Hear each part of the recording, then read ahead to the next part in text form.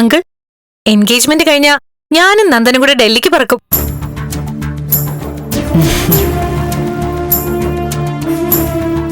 ചിറക് വെച്ചിട്ട് പറക്കുമായിരിക്കും. അവിടെ ഒരാഴ്ച അടിച്ചു പൊളിച്ചിട്ടേ വരൂ. അത് കുറഞ്ഞുപോയി. ഒരു വർഷം കഴിഞ്ഞ് വന്നാ മതി. വിവാഹം കഴിഞ്ഞ പിന്നെ 1 മാസം യൂറോപ്പ് ടൂർ. ഓ, അന്റാർട്ടിക്കയിലോട്ട് വിട്ടോ. AC വേണ്ടല്ലോ, നല്ല തണുപ്പുണ്ട്.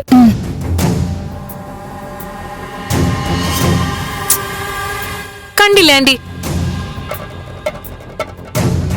ഞാൻ ഇത്രയൊക്കെ പറഞ്ഞിട്ടും നന്ദൻ മറുപടി പറയുന്നില്ല. എല്ലാവരുടെയും മുൻപിൽ വെച്ച് അങ്ങനെ കൊച്ചു വർത്താനം ഒക്കെ പറയാൻ അവന് പണ്ടേ മടിയാ.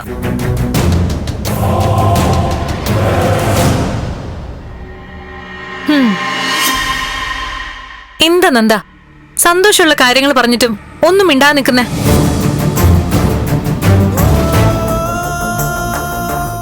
അന്ന് റൂമിൽ വെച്ച് മീര എന്നോട് പറഞ്ഞല്ലോ എന്തോ പ്രധാനപ്പെട്ട കാര്യം പറയാനുണ്ടെന്ന്.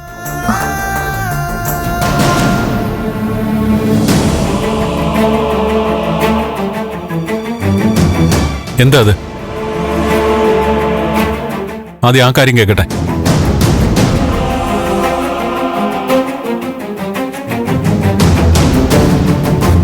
പറയേ. അത് പറയാൻ തുടങ്ങിയപ്പോഴാണല്ലോ ദേവി ഒന്ന് വാതിൽ മുട്ടിയതും നീ ബഹളം വെച്ചതും.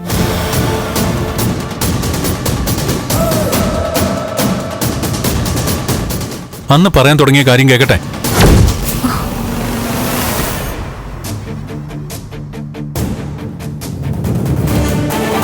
നന്ദൻ വാ, ഞാൻ പറയാം. ഇവിടെ ഒന്ന് പറഞ്ഞാ മതി. ഇല്ല, റൂമിൽ നിന്ന് പറയാം. നന്ദൻ വാ.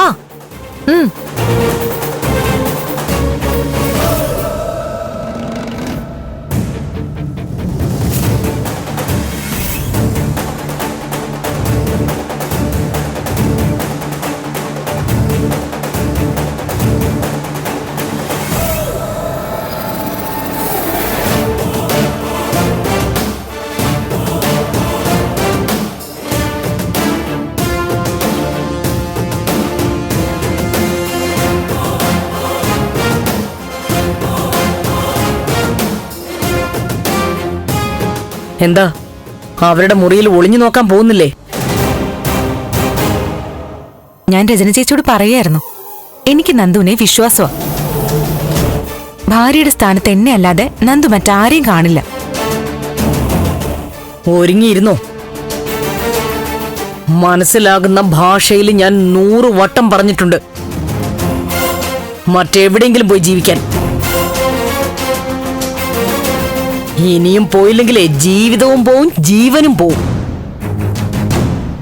ബലരാമൻ വേണ്ടത് ചെയ്തോളും. ഞാൻ ആന്റിയോട് തർക്കിക്കാൻ നിൽക്കുന്നില്ല. എന്തൊക്കെയാ നടക്കാൻ പോകുന്നെന്ന് നമുക്ക് കാണാലോ. ആ, കാണാം.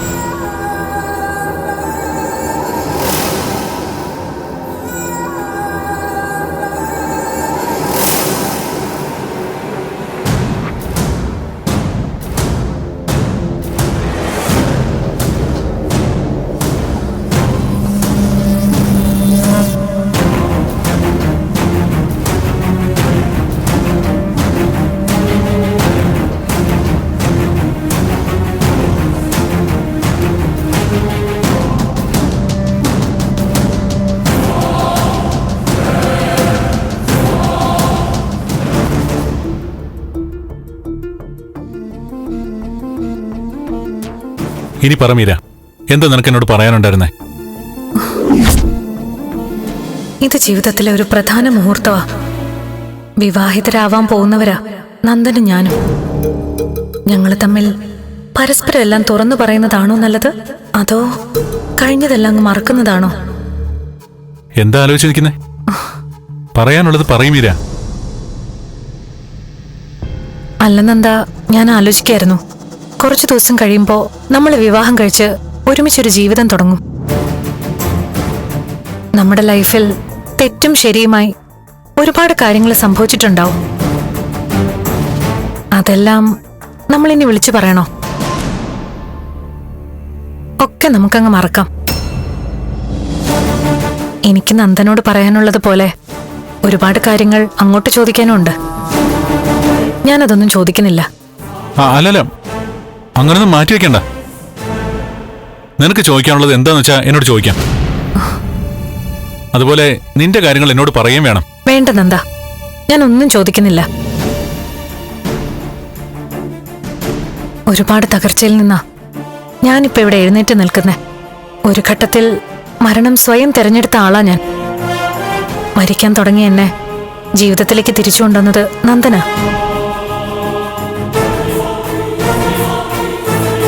ഇനി നന്ദൻ കൈവിട്ടു പോകുന്ന കാര്യം ചിന്തിക്കാൻ പോലും എനിക്ക് പറ്റില്ല. അങ്ങനെ എന്തെങ്കിലും സംഭവിച്ച പിന്നെ ഞാനില്ല.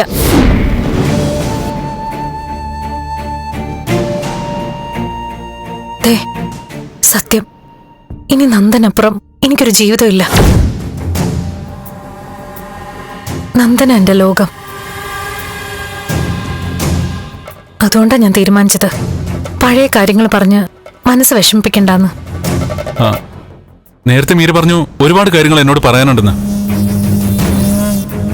അതിനുവേണ്ടിയാ ഞാൻ മുറിക്കകത്തേക്ക് വന്നത്. ഇപ്പൊ പറയുന്നു ഒന്നും പറയാനില്ലെന്ന്. ഒന്നും പറയാനില്ലെന്നല്ല നന്ദൻ, ഒന്നും പറയണ്ടെന്നാ ഞാൻ പറഞ്ഞേ. ഇപ്പൊ തന്നെ ഞാൻ അന്ന് കണ്ട ആ കാഴ്ച, നന്ദനും ദേവികയും കൂടെ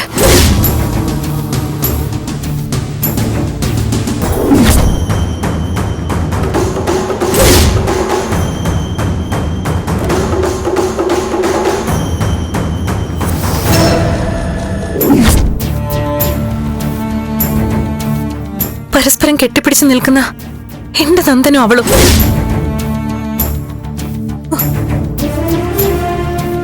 ആ കാഴ്ച എന്റെ മനസ്സിൽ എത്രമാത്രം തകർച്ചയുണ്ടാക്കിയെന്ന് ഊഹിക്കാലോ.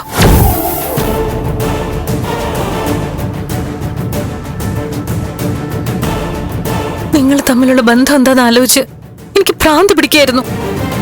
പക്ഷേ ദാ ഇപ്പൊ ഞാൻ അതും മറക്കുന്നു. ഇനി ജീവിതത്തിൽ ആ കാര്യത്തെക്കുറിച്ച് ഒന്നും ഞാൻ ചോദിക്കാൻ പോകുന്നില്ല. നിങ്ങൾ തമ്മിൽ നല്ല ഫ്രണ്ട്സ് ആയിരിക്കും, അത്രേ ഉള്ളൂ. അങ്ങനെ ഉറപ്പിച്ച് ഞാനിതാ എന്റെ മനസ്സിൽ നിന്ന് ആ കാഴ്ച എടുത്ത് കളയുക. അല്ല, അങ്ങനെ കളയണ്ട. എനിക്ക് മീര നന്ദൻ എന്നോട് പറയാനുള്ളതാണോ? വേണ്ട, എനിക്ക് കേൾക്കണ്ടെങ്കിലോ?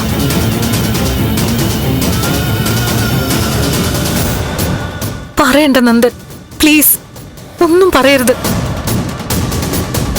ഞാൻ നന്ദനെ എത്രമാത്രം സ്നേഹിക്കുന്നെന്ന് നന്ദൻ അറിയില്ല.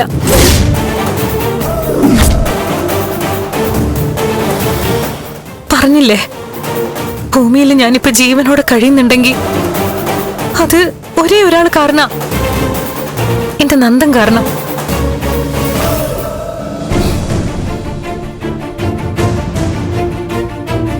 നന്ദന്റെ മനസ്സിൽ എനിക്കും ചെറിയ സ്ഥാനമുണ്ടെന്ന് എനിക്കറിയാം. അതുകൊണ്ടാണ് ഞാൻ പറഞ്ഞത്, നമ്മൾ സംസാരിക്കുന്ന ഈ നിമിഷം വരെയുള്ള എല്ലാ കാര്യങ്ങളും നമ്മൾ മറക്കുന്നു.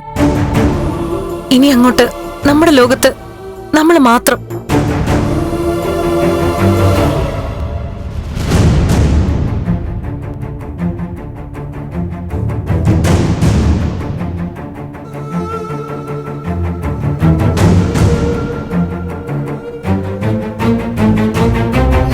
എന്താ, അങ്ങനെയല്ലേ?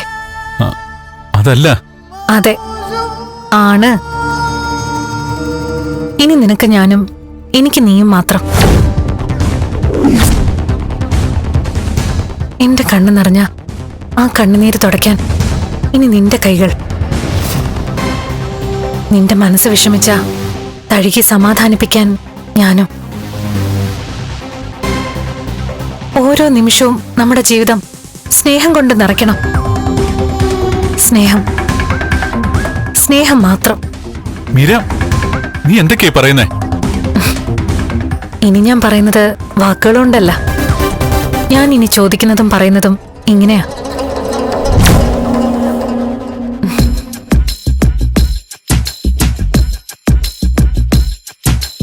ഈ തണുത്ത മൺചുരങ്ങളിതുവഴി മെല്ലെ വന്നൊരുമ്മ തന്ന കരൾമിഴിയേ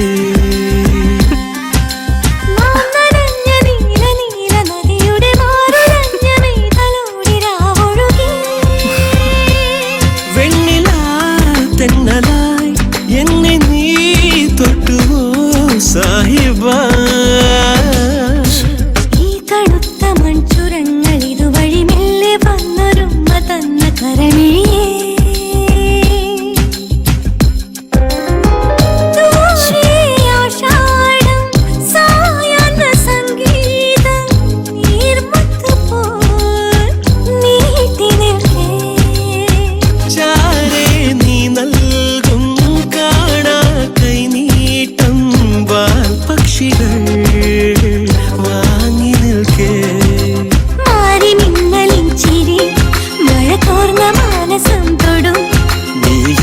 മാത്രമെൻ ജീവശാഖിയിൽ പെയ്തലിഞ്ഞുവെന്നോ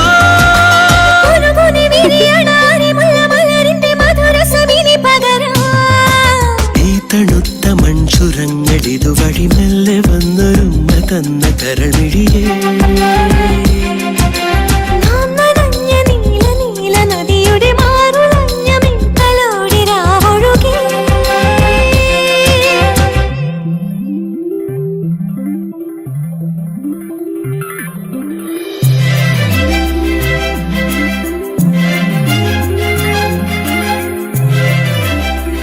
ഇതുവരെയുള്ള എല്ലാ വിഷമവും എല്ലാ ദേഷ്യവും മനസ്സിൽ നിന്ന് പോയി കേട്ടോ. എന്താ? ഇനി എനിക്കും എന്റെ നന്ദനും ഞങ്ങളുടേതായൊരു ലോകമുണ്ട്. പഴയ ഓർമ്മകൾക്ക് ആ ലോകത്ത് ഒരു സ്ഥാനവും ഇല്ല. പുതിയ തുടക്കമായിട്ട് ഞാൻ നന്ദനൊരു സമ്മാനം കൊടുത്തിട്ടുണ്ട്. സമ്മാനോ? എന്ത് സമ്മാനം? ഇതെന്ത് ചോദ്യ? പ്രതിശ്രുത വധു പ്രതിശ്രുത വരന് എന്ത് സമ്മാനമായിരിക്കും സാധാരണ കൊടുക്കുക?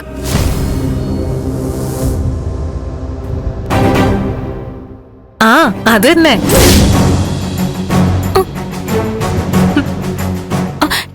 മീര, എന്താന്ന് പറഞ്ഞിട്ട് പോ. ഇങ്ങനെയുള്ള കാര്യങ്ങൾ മൂന്നാമതൊരാളോട് പറയാൻ പാടില്ലെന്നാ. പക്ഷേ ചിലപ്പോഴൊക്കെ പറയുന്ന ഒരു രസാ. ഞാനേ നന്ദന്റെ കവിളത്ത് ഒരു ഉമ്മ കൊടുത്തു. ഒരു ചുംബനം, ഒരു സ്നേഹ ചുംബനം. മറ്റെല്ലാം മനസ്സിൽ നിന്ന് മറന്നു പോകുന്ന രീതിയിൽ ഒരു ചുടു ചുംബനം.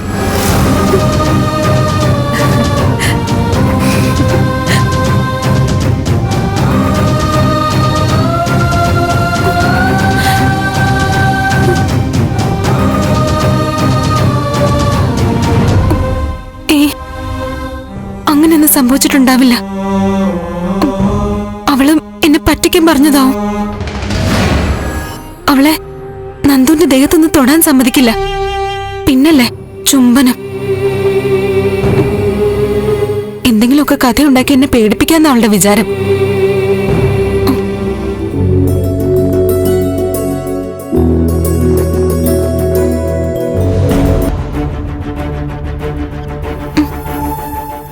അവളെവിടെ? എന്താ നന്ദു? മീര എവിടെ? പുറത്തേക്ക് പോയി. കാര്യം എന്താന്ന് പറ നന്ദു. ഇതുവരെ കല്യാണം കഴിക്കണമെന്ന് പറയുക മാത്രമേ ചെയ്തിട്ടുള്ളൂ. ഇതിപ്പം ഇപ്പൊ എന്ത് സംഭവിച്ചു? അവളുടെ തലയ്ക്ക് ഭ്രാന്താ ദേവി. ഒട്ടും പ്രതീക്ഷിക്കാതെ അവൾ എന്റെ കവളില്. അപ്പോ അവള് പറഞ്ഞത് സത്യമാ? നിന്നോട് പറഞ്ഞല്ലേ, മനഃപൂർവ്വം ചെയ്തയാ. ഇവളെ ഇന്ന് ഞാൻ. നന്ദു വേണ്ട. നീ വന്നേ.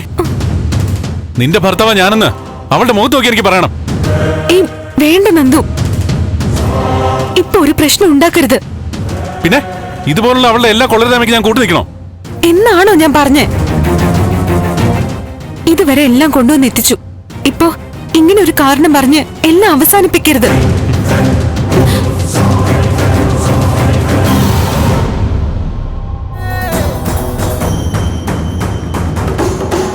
ശരി, എന്നാ താമ്പാ, നമുക്കൊന്ന് പുറത്തു പോവാം. എനിക്കേ 4 മണിക്കൊരു മീറ്റിംഗ് ഉണ്ട്. വാ ഇറങ്ങാം. ഇല്ല, നന്ദു പോയിക്കോ. ഇപ്പോൾ എന്റെ കൈ കിട്ടിയാണല്ലോ, ഒന്ന് പൊട്ടിക്കും ഞാൻ. നന്ദു വേണ്ട, ഒന്ന് വിട്. നന്ദു ചെല്ല്. ഞാൻ പോയിട്ടിരാം.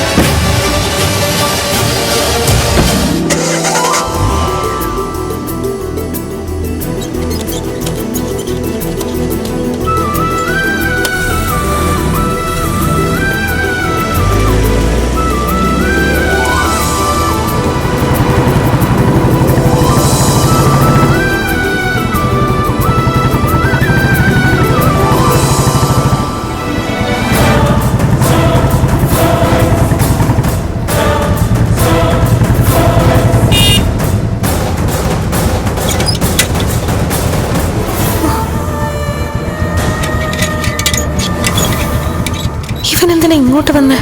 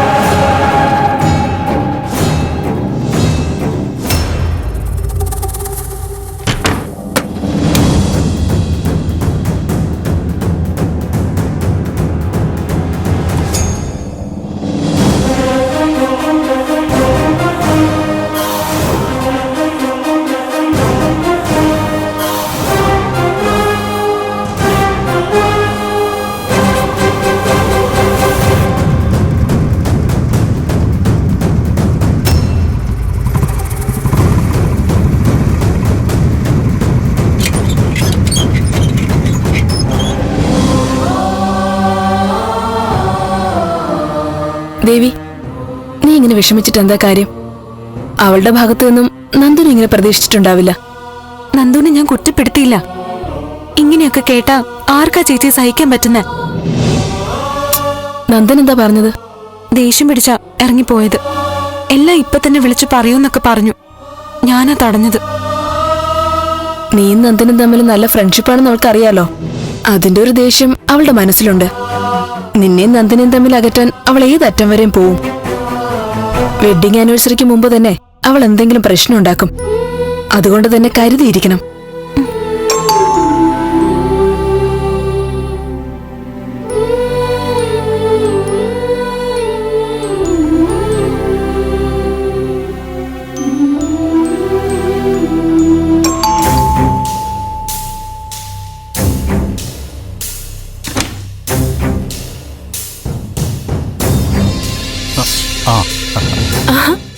പ്രാഞ്ചി, ഹായ്. ആഹാ, ഇത് വല്ലാത്തൊരു സർപ്രൈസ് ആയി പോയല്ലോ. സത്യം ഒട്ടും പ്രതീക്ഷിച്ചില്ല. നോക്ക് ദേവികെ, പ്രകാശ് സാറ്. ഏറ്റവും അടുത്തവർ എന്നെ പ്രാഞ്ചിന്ന് വിളിക്കാൻ ഞാൻ പറഞ്ഞിട്ടുള്ളത്. പ്രത്യേകിച്ച് രജനി ഏട്ടത്തി. പ്രാഞ്ചിന്ന് വിളിക്കാവോ? പ്രാഞ്ചി സാർ അകത്തേക്ക് വാ. ആഹാ, അത് കലക്കിയല്ലോ. ഞാൻ കഴിഞ്ഞ ദിവസം എന്റെ ഒരു ഫ്രണ്ട് വിളിച്ചപ്പോ പറഞ്ഞായിരുന്നു പ്രകാശ് മേനൻ എന്റെ വീട്ടിൽ വന്നിരുന്നു. ഓ, അവർക്ക് വിശ്വസിക്കാൻ പറ്റിയില്ല. അന്ന് സാറ് വന്നിട്ട് വീട്ടിനകത്തൊന്നും കയറാതെ പോയത്. ഇനിയിപ്പൊ എല്ലാരും പരിചയപ്പെട്ടിട്ട് പോയാ മതി. അത്രേ ഉള്ളൂ. സിദ്ധാർത്ഥ സാറിനെ ഒന്ന് കാണാനും സംസാരിക്കാനും ഒക്കെ കൂടിയാണ് ഞാൻ വന്നത്. നിങ്ങളന്ന് നിർബന്ധിച്ച് പറഞ്ഞിട്ടും കയറാൻ പറ്റാത്തതിന്റെ ചെറിയൊരു കുറ്റബോധം ഉണ്ടായിരുന്നു. അല്ല, ഞാനൊരു ജാടക്കാരനാണെന്ന് പറയാൻ പാടില്ലല്ലോ. ലോകത്ത് ആർക്ക് ജാടയുണ്ടെന്ന് പറഞ്ഞാലും ഞങ്ങൾ വിശ്വസിക്കാം. പക്ഷെ പ്രകാശ് മേനോന് ജാടയുണ്ടെന്ന് ആരെങ്കിലും പറഞ്ഞാ ആ പറഞ്ഞവന് ഞങ്ങൾ തല്ലും, അല്ലേടി? അതെ. അത് ശരി, അതെനിക്കൊരു അംഗീകാരമാണല്ലോ. സാർ അകത്തേക്ക് വാ. Thank you.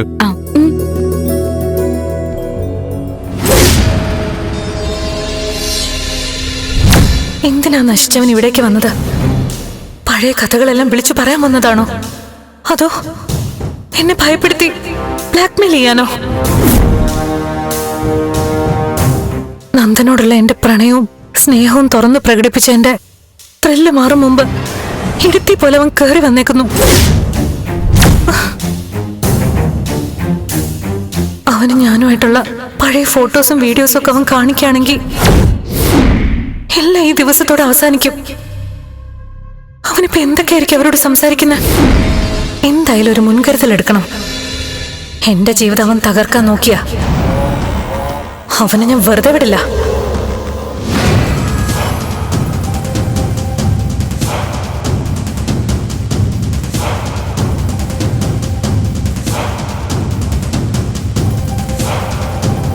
ഏത് നിമിഷവും പോസ്റ്റ് ചെയ്യത്തക്ക രീതിയിൽ ഒരു വീഡിയോ തയ്യാറാക്കണം.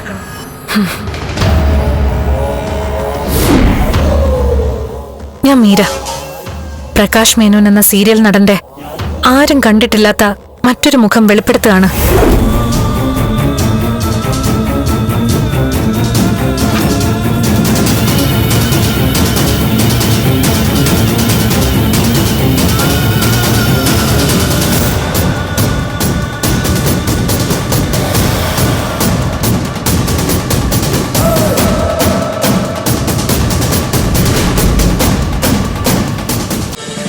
ഫ്ലവേഴ്സ് ഒരുക്കുന്ന കാഴ്ച വസന്തം യൂട്യൂബിൽ പ്രേക്ഷകർക്ക് ലൈവായി കാണാം.